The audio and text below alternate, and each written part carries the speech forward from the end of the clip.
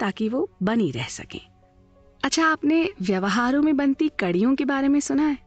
ये एक chain reaction की तरह होता है। जैसे कि एक कपड़ों का जोड़ा खरीदने पर हमें उससे मेल खाता जूता भी लेने का मन करता है, या सोफे का कपड़ा बदलवाने पर पूरे कमरे की सजावट बदलने का मन करता है। इस तरह से कई चीजें जुड़ती चली जाती हैं। कोई भी व्यवहार अकेला नहीं बनता, एक काम से अगला काम जुड़ता चला जाता है। ऐसी नई आदतों को बनाने के लिए आप इस कड़ी का उपयोग कर सकते हैं। अपने फायदे के लिए जरा इन कड़ियों को जोड़कर देखिए। मसलन स्वस्थ रहने के लिए सुबह जल्दी उठकर दौड़ना भी शुरू कीजिए, और क्योंकि आपको सुबह जल्दी उठना है तो रात में नियम से सोने की अच्छी आदत भी इस कड़ी में जुड़ जाएगी। अब इतनी मेहनत से पसीना बहाने के बाद आप कुछ अनहेल्दी तो खाएंगे नहीं, तो पौष्टिक खाना खाएंगे। ये भी एक और अच्छी आदत बन गई। इसके साथ ही उन्हें क्रमबद्ध करना भी सीखें। अपनी एक ऑलरेडी मौजूद अच्छी आदत में एक नई आदत का जुड़ाव कीजिए। जैसे कि सुबह की चाय या कॉफ़ी तो आप पीते ही हैं, पर आज से आप उसमें चीनी की मात्रा कम कर देंगे, या पीने से पहले कम से कम 5 मिनट एक्सरसाइज ज़रूर करेंगे।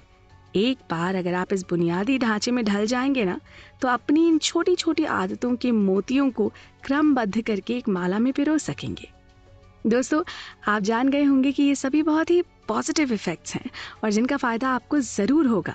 हम यूं ही आपको इस किताब में बताई गई लाभदायी बातों से परिचित करवाते रहेंगे।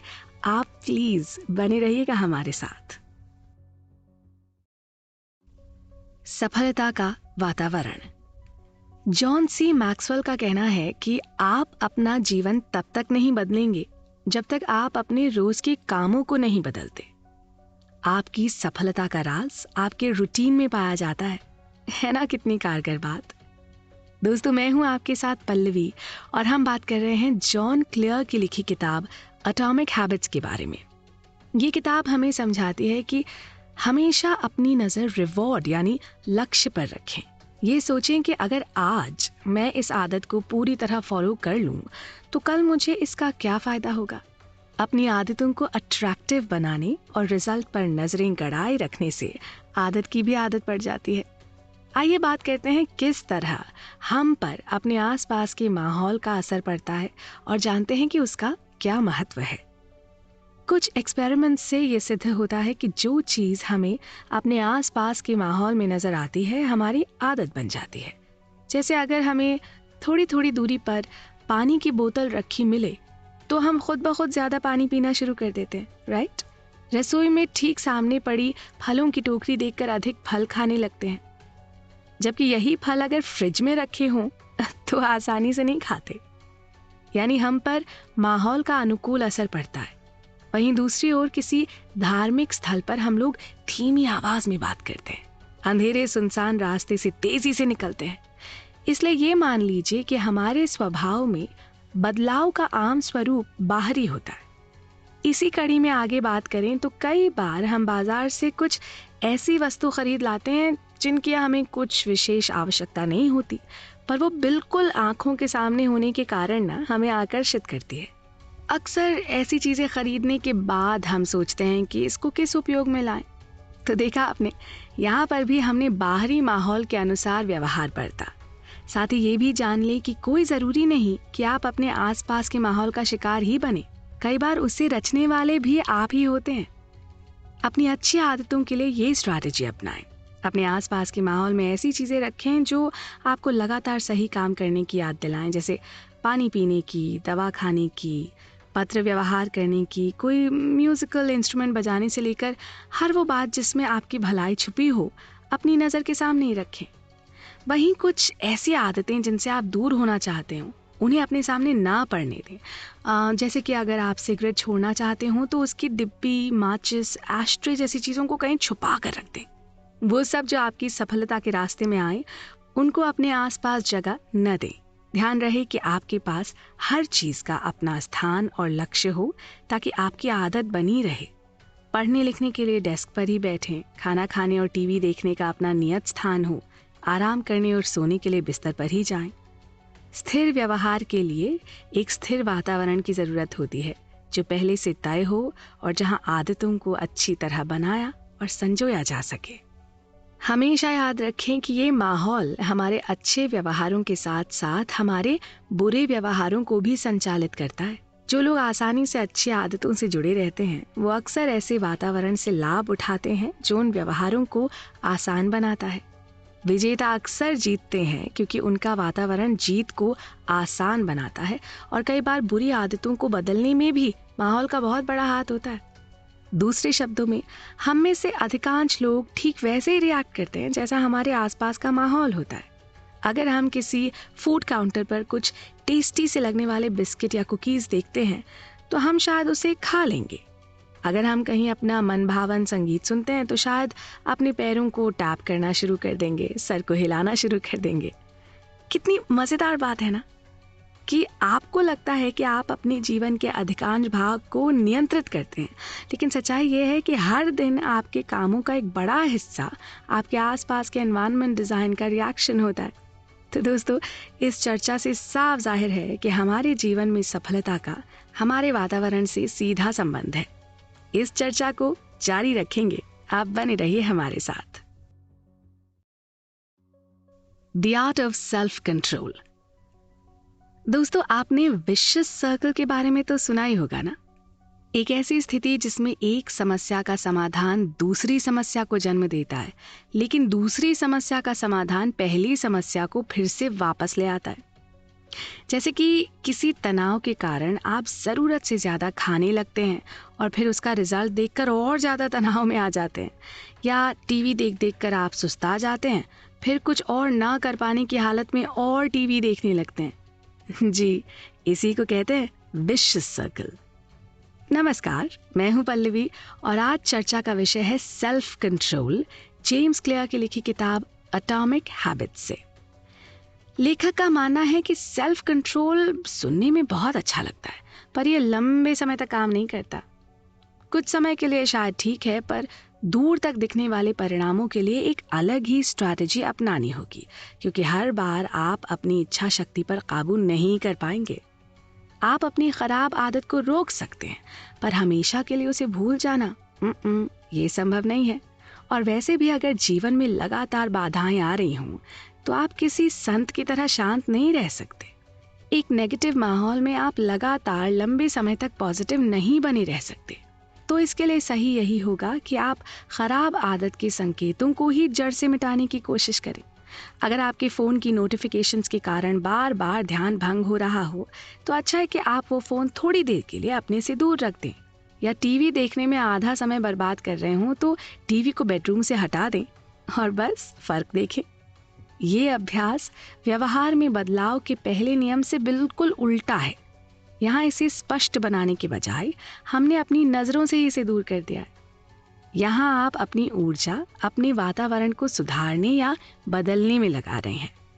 विख्यात लेखक पॉलो कोएल्हो कहते हैं, यदि आप अपने आप को जीत लेते हैं तो आप दुनिया को जीत लेते हैं। जी हाँ दोस्तों, हमें अपना सारा ध्यान और सारी शक्ति खुद को जीतने में लगानी है। आइए अब जानते हैं कि अपनी इच्छित आदतों के साथ आवश्यक आदतें कैसे बनाएं। अगर आपको एक ही समय में अपना कोई एक से अधिक पसंदीदा काम करने को मिले, इस बात के चांसेस ज्यादा हैं कि ये व्यवहार आपको आकर्षक लगने लगेगा।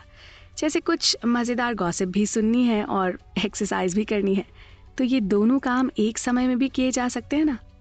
हेडफोन पर गॉसिप सुनते सुनते एक्सरसाइज करना और भी बढ़िया लगता है, या फिर सैलून में बैठे बैठे पेडिक्योर करते समय अपने ईमेल्स चेक करना और उनका जवाब देना। एक्सपर्ट्स इसे प्रलोभन बंडलिंग कहते हैं। ये वो काम है जो आप अदरवाइज नहीं करना चाहते थे, पर मौके को देखते हुए करते चले गए। इनमें गॉसिप सुनना आपकी इच्छा थी और एक्सरसाइज करना आपकी आवश्यकता, और पेडिक्योर करना भी आपकी इच्छा थी, लेकिन मेल्स का रिप्लाई करना आवश्यक था। पर इन दोनों आदतों को एक साथ जोड़कर आपने अपने लिए एक ऐसी स्ट्रैटेजी बना ली जो कभी फेल हो ही नहीं सकती। आपने अपने आप को प्रलोभन भी दिया और पुरस्कार भी, यानी एक तीर से दो शिकार। तो देखा आपने, जरा सा प्रयोग करके आप भी इस तरह अपनी पसंद और जरूरत दोनों आदतों को क्रमबद्ध करके ये सारे काम आसानी से कर सकते हैं। अपने लिए नियम खुद बनाएं। जैसे कि आपको कोई गेम भी देखना है लेकिन आपको सेल्स का काम भी करना है, तो अपने लिए कुछ यूं नियम तय करें। मैं लंच तक कम से कम 3 सेल्स कॉल कर लूंगा और तभी लंच के बाद मैं गेम देखूंगा। या आपको सोशल मीडिया पर अपडेट करना है लेकिन फिजिकल एक्सरसाइज भी करनी है, तो कुछ यूं नियम बनाएं कि मैं अपना फेसबुक फोटो चेंज करूंगी लेकिन उससे पहले कम से कम 10 मिनट की ब्रीदिंग एक्सरसाइज जरूर करूंगी। इस तरह जिस काम को करने की जरूरत है ना, उसके साथ साथ एक ऐसा काम भी हो जाएगा जिसे करने की इच्छा है। सोचिए, अगर आप अपने घर, अपने काम करने की जगह, अपने खेल कूद या एंजॉयमेंट के एरिया, इन सब जगहों पर इसी तरह अपनी ज़रूरत और पसंदीदा इन दोनों आदतों को जोड़ सके तो जीवन कितना आसान और सफल हो जाए, है ना? तो दोस्तों, ये सफर जारी रहेगा, आप भी बने रहिएगा हमारे साथ। Friends and family. इंसान एक सामाजिक प्राणी है। हम लोग समाज, परिवार, दोस्त यार और रिश्तेदारों के साथ एक झुंड में बसने वाले लोग हैं। इसलिए हमारी सभी तरह की अच्छी और बुरी आदतों को आकार देने में हमारे परिवारजन और मित्रों की बड़ी भूमिका होती है। आमतौर पर अपने माता पिता की अपेक्षाओं या साथियों के दबाव की वजह से हमारे अंदर नेगेटिव और पॉजिटिव दोनों तरह के व्यू पॉइंट्स विकसित होते हैं। नमस्कार दोस्तों, मैं हूं पल्लवी। अच्छा, हमारे अंदर नेचुरली ही अपने माहौल के अनुकूल रहने की आदत होती है। हम अपनी आइडेंटिटी अपने आसपास के लोगों की आइडेंटिटी से जोड़कर रखना चाहते हैं। ये हमारे लिए एक तरह की मेंटल सिक्योरिटी जैसा काम करता है। बहुत पहले से हम इसी मानसिकता के साथ जीते आए हैं। जेम्स क्लियर की लिखी किताब एटॉमिक हैबिट्स में आज बात करते हैं परिवार और समाज द्वारा हम पर पड़ने वाले प्रभाव की। हमारे आम जीवन में उनका क्या रोल होता है और किस तरह हम चाहे अनचाहे उनसे इम्प्रेस्ड होते हैं या उन्हें इम्प्रेस करने की कोशिश करते हैं। खाने की मेज पर अपने दिन भर के कार्य की चर्चा करना, घर से दूर रहने पर नियम से अपने परिवार को फोन करना, या स्कूल कॉलेज से लौटकर पढ़ाई में मदद के लिए किसी मित्र को संदेश भेजना, ये सभी कॉन्टैक्ट और सोशलाइजिंग के तरीके माने जाते हैं, जिसके माध्यम से एक व्यक्ति काफी हद तक दूसरे व्यक्ति को प्रभावित करता है। जितना अधिक हम किसी के साथ बातचीत करते हैं, हम में अपने जीवन को सकारात्मक या नकारात्मक आकार देने की संभावना बढ़ती है। यही भूमिका हम भी उनके जीवन में निभाते हैं। इसलिए जो लोग हमारे जीवन के सबसे बड़े प्रभावक होते हैं, वो अक्सर हमारे सबसे करीबी होते हैं, हमारे परिवार और मित्रजन। साथ ही जान लें कि हम अपनी आदतों को चुनते नहीं, बल्कि अपने घर परिवार में चली आ रही आदतों की ही नकल करते हैं। ये हमारे दिमाग में बनी होती हैं। समाज के बनाए अनकहे से नियम और कायदे हम बस फॉलो करते चले जाते हैं। पढ़ाई के बाद अच्छी नौकरी, नौकरी के बाद शादी, शादी के बाद बच्चे, फिर उनकी पढ़ाई, उनकी नौकरी, उनकी शादी। ये एक ऑटोमेटिक सा सर्कल है जो आमतौर पर चलता ही रहता है। ऐसी कितनी ही बातें आदतों के रूप में हमारे अंदर ढल जाती हैं और हम बिना सोचे समझे या कोई सवाल किए ही इनका अनुसरण करते रहते हैं। और कितनी ही बार तो हमें ये सब बोझ भी नहीं लगता। हर कोई अपने समूह के अनुकूल रहना चाहता है। मसलन अगर आपके घर में सब किसी खेल को पसंद करते हैं ना, और आप भी उसे अच्छा खेलते हैं, तो अक्सर आपको इस बात पर शाबाशी और पुरस्कार मिलता है। यह आपको और अधिक प्रोत्साहित करता है और उस दिशा में आगे बढ़ने के लिए और ज्यादा आपका मनोबल बढ़ाता है। अगर आपके काम का क्षेत्र ऐसा है जहां हर कोई महंगे सूट पहनता है, तो आप भी इस दिखावे में बिना दिमाग लगाए शामिल हो जाएंगे। और हाँ, अक्सर दोस्तों के साथ हम उन्हीं की जैसी भाषा का उपयोग करते हैं ताकि सब एक दूसरे की बात को समझें, एक ही श्रेणी के लगें और कोई खुद को बाहर का महसूस ना करे, है ना? तो मेनली हम 3 तरह के समूह के साथ रहते हैं और उनसे प्रभावित होते हैं। पहला, हमारा करीबी समूह, यानी हमारे मित्र या परिवार के लोग। वो क्या खाते पीते हैं, कैसे बात करते हैं, किस तरह के भौतिक सुखों का आनंद लेते हैं, समाज में उनकी क्या स्थिति है, ये सब हम बिना कुछ सोचे समझे ही अनुसरण करने लगते हैं और इसे बेहद नॉर्मल माना जाता है। दूसरा समूह वो जो हमें प्रभावित करता है, वो है बड़ा समूह, एक ऐसा ग्रुप जो आपके लिए अनजान होता है। कई बार जब हम अनिश्चित होते हैं तो सही सलाह के लिए किसी ऐसे बड़े समूह की ओर देखते हैं जो हमें उस विषय का एक्सपर्ट मालूम होता है। जैसे कोई ऑनलाइन खरीदारी करने से पहले हम रिव्यूज पढ़ते हैं और उनसे प्रभावित होकर अपने निर्णय लेते हैं। हम इन लोगों को जानते नहीं हैं, पर मानते हैं। और तीसरा समूह है शक्तिशाली या ताकतवर समूह। ये वो समूह है जो अपनी प्रतिभा और प्रतिष्ठा से हमें आकर्षित और प्रभावित करता है।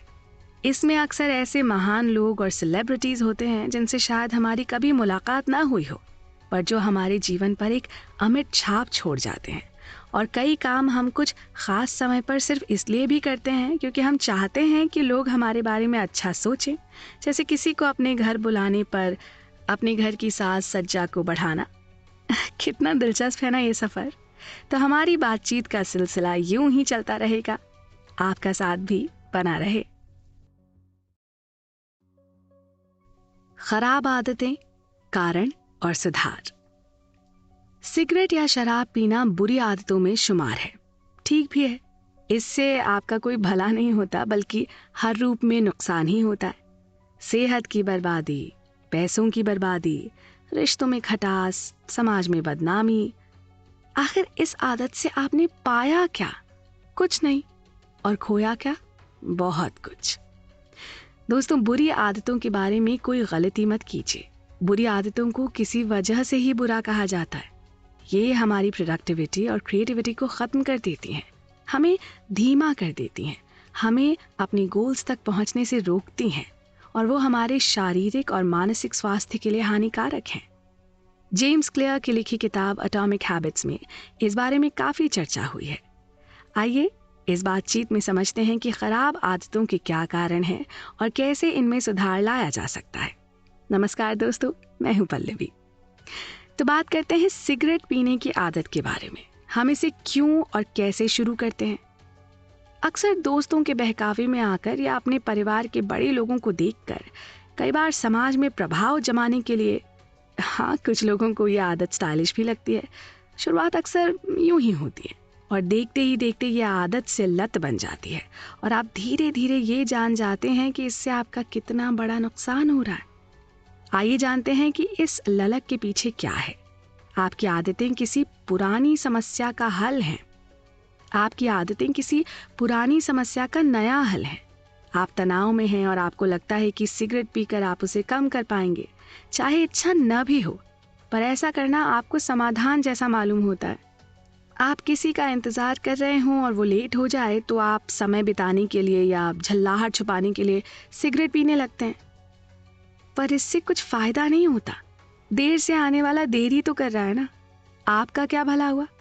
आपने अपने मन की बेचैनी को थोड़ी देर के लिए बहला लिया, पर इन द लॉन्ग रन अपने लिए मुश्किलें ही जुटाई ना।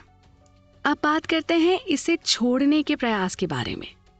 कोई भी ललक हमारे अंदर की एक खास किस्म की अभिव्यक्ति होती है।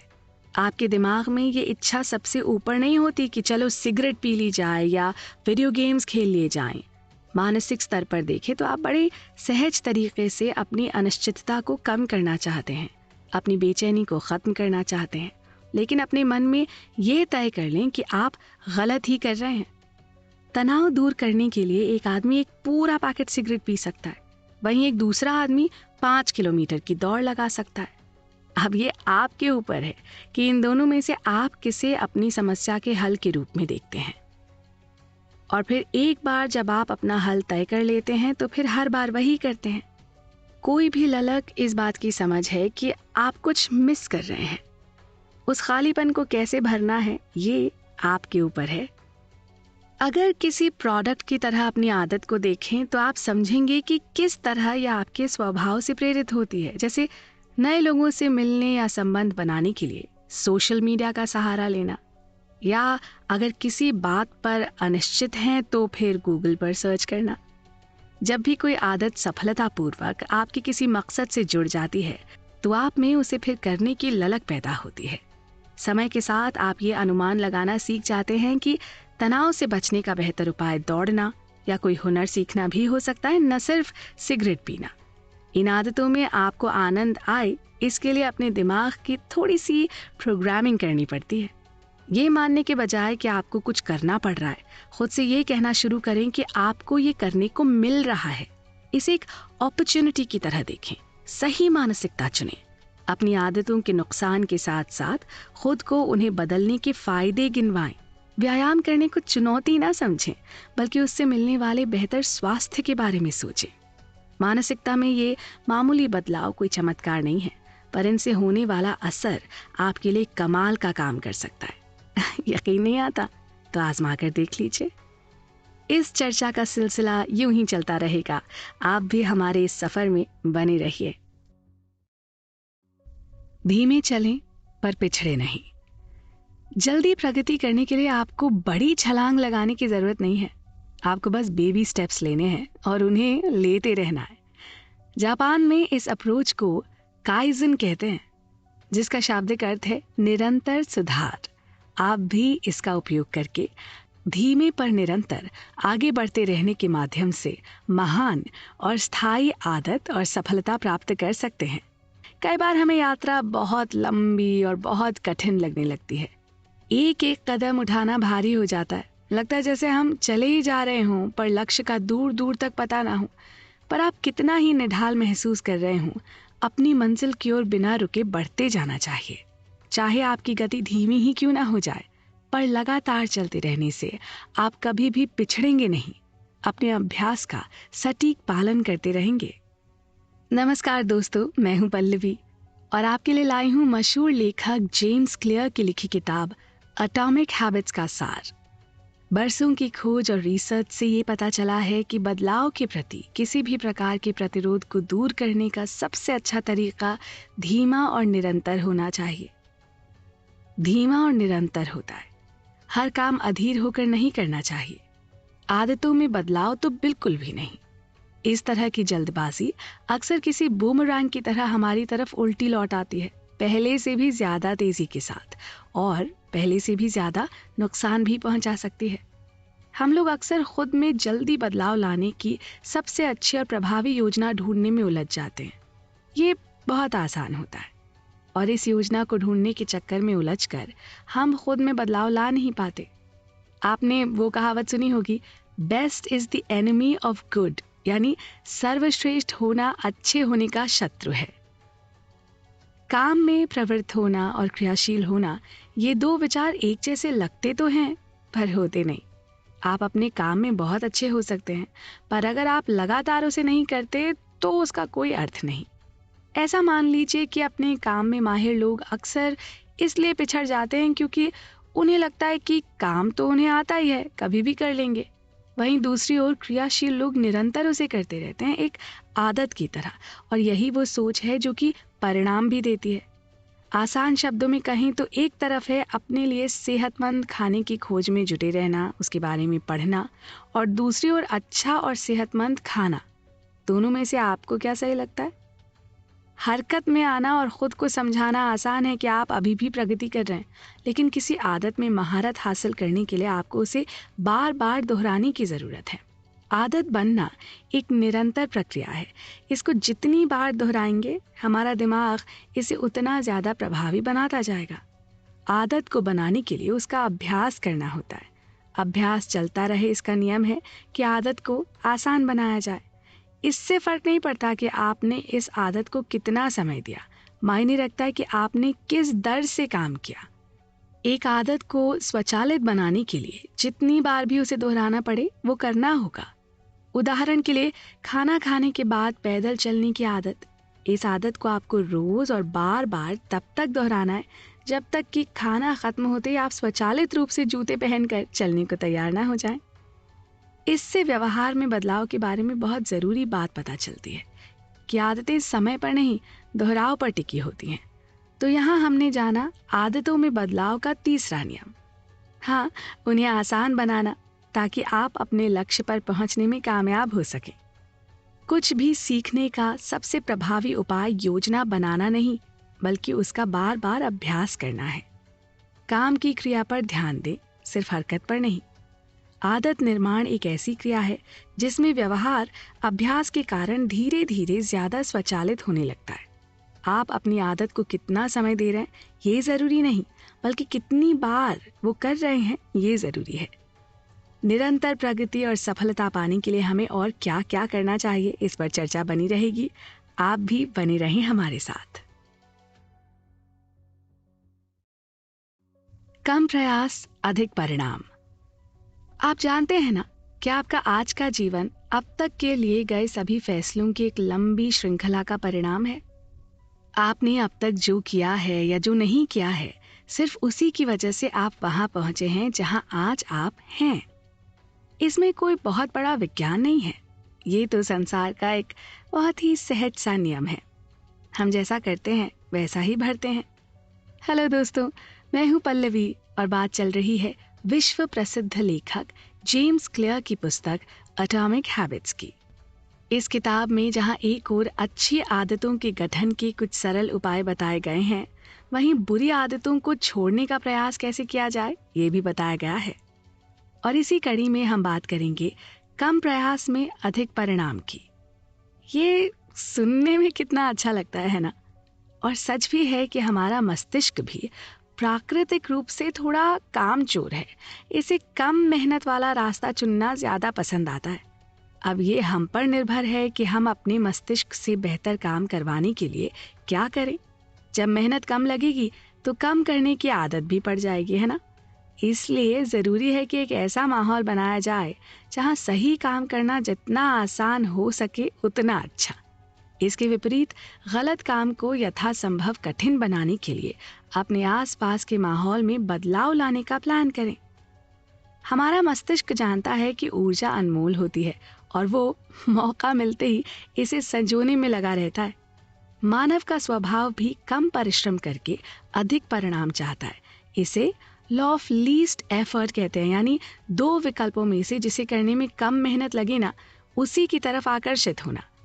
वो सब व्यर्थ के काम जैसे टीवी देखना, बेवजह फोन पर बनी रहना, ईमेल चेक करते रहना, इनमें हमारे समय का एक बड़ा हिस्सा आसानी से बर्बाद हो जाता है और हमारी कोई मेहनत भी नहीं लगती। इसलिए शायद हम ये काम बिना किसी प्रयास के कर भी लेते हैं। ऐसा नहीं है कि हम हर काम बिना प्रयास के ही करना चाहते हैं। कई लोग अथाह परिश्रम में भी विश्वास रखते हैं, सफल कारोबार करते हैं, माउंट एवरेस्ट पर चढ़ते हैं, विश्व रिकॉर्ड तोड़ते हैं। ऐसे लोग हमेशा जीवन की चुनौतियों को पार करने के नए विकल्प ढूंढते हैं, उन्हें अपने व्यवहार में लाते हैं और उन पर अमल करते हैं। इसी तरह अपने लिए बनाई गई आदतों को नियमित व्यवहार में लाने के लिए कुछ विकल्प करने चाहिए, जैसे कि कुछ भी करने के लिए समय का और स्थान का सही चयन।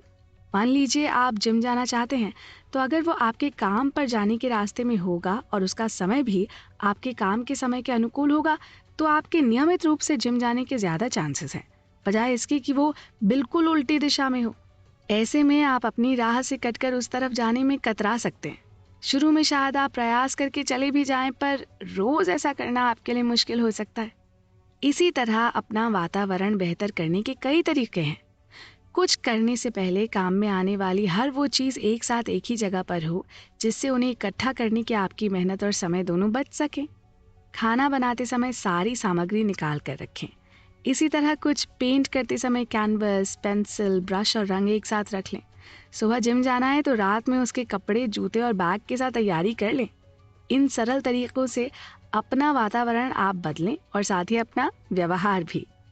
इसके विपरीत जिन आदतों को आप छोड़ना चाहते हैं ना, उनके लिए भी यही करें। माहौल में फेर बदल, टीवी देखना कम करना है तो उसे अपने बेडरूम से बाहर निकाल दें।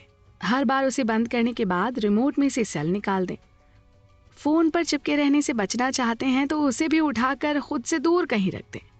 कोई भी बेकार के काम को करने में जब इतनी मेहनत लगेगी ना, तो आप खुद ही उससे बचने लगेंगे। तो समझ गए ना? सही चीजों को करने का माहौल बनाएं, अच्छी आदतों में आने वाले अवरोध कम करें, खराब आदतों के अवरोध बढ़ा दें और आगे करने वाले कामों के लिए भी अनुकूल माहौल बनाएं। ये सब आजमाए हुए फॉर्मूलाज हैं, आप भी जरूर ट्राई करें। इस किताब पर हमारी चर्चा जारी रहेगी, आप भी बने रहिए हमारे साथ। टालने की आदत और 2 मिनट का नियम। विश्व भर में एक प्रसिद्ध कहावत है, जो आप आज कर सकते हैं उसे कल पर मत टालिए। और हम सब कबीर के इस दोहे से भी अच्छी तरह से परिचित हैं। काल करे सो आज कर, आज करे सो अब, पल में परलय होएगी, बहुरी करेगा कब। इसमें कबीर दास जी समय की महत्ता बताते हुए कहते हैं कि जो कल करना है उसे आज करो और जो आज करना है उसे अभी करो। कुछ ही समय में जीवन खत्म हो जाएगा, फिर तुम क्या कर पाओगे? सीधी, सच्ची, सरल बात और कितनी जरूरी। नमस्कार दोस्तों, मैं हूं पल्लवी और बात हो रही है जाने माने लेखक जेम्स क्लियर की पुस्तक एटॉमिक हैबिट्स के बारे में। एटॉमिक के दो अर्थ हैं, बहुत छोटा या अपार ऊर्जा का स्रोत, और हैबिट का मतलब है वो चीजें जो हम रोज दोहराते हैं। जैसा कि किताब के शीर्षक से जाहिर है, एटॉमिक हैबिट्स वो छोटी छोटी आदतें हैं जो आपके जीवन में बड़ा परिवर्तन ला सकती हैं। बात को आगे बढ़ाते हुए चर्चा करते हैं हम सब के अंदर की एक बेहद आम पर नुकसानदायक आदत की, टालने की आदत। जी, आज रहने देते हैं, कल से करेंगे ना, जैसे विचार मन में आना हमारे लिए कोई नई बात नहीं है। इससे हम अपना कितना बड़ा नुकसान करते हैं